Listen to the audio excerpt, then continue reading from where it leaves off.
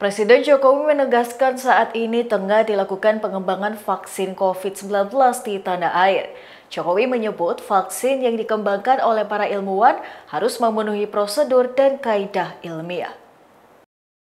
Dilansir oleh setkap.co.id dalam rilis resminya, Presiden menekankan uji klinis yang ditempuh juga harus sesuai dengan prosedur yang berlaku, dilakukan secara terbuka, bersifat transparan, serta melibatkan banyak ahli.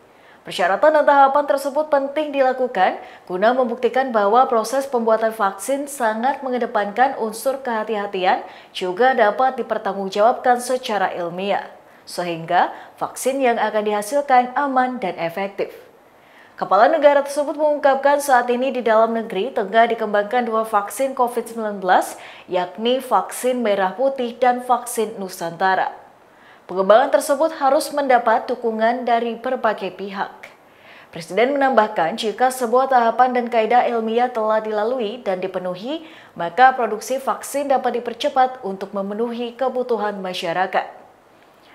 Dalam pernyataannya, Jokowi juga kembali menegaskan dukungan terhadap inovasi yang dilakukan, terlebih di tengah pandemi saat ini. Inovasi merupakan kunci bagi kemajuan sebuah negara, tidak terkecuali Indonesia.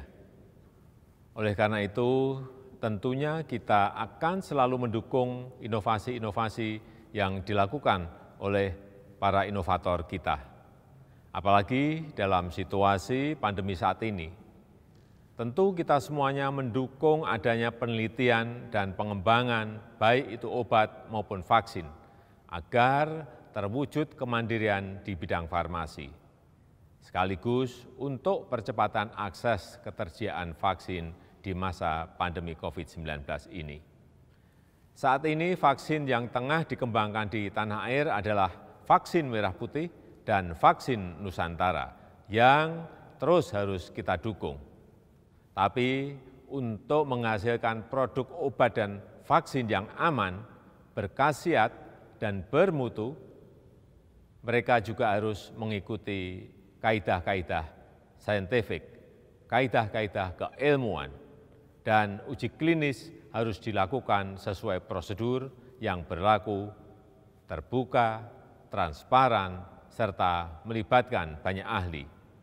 Persyaratan dan tahapan ini penting dilakukan untuk membuktikan bahwa proses pembuatan vaksin sangat mengedepankan unsur kehati-hatian dan dapat dipertanggungjawabkan secara ilmiah, sehingga vaksin yang dihasilkan aman dan efektif penggunaannya.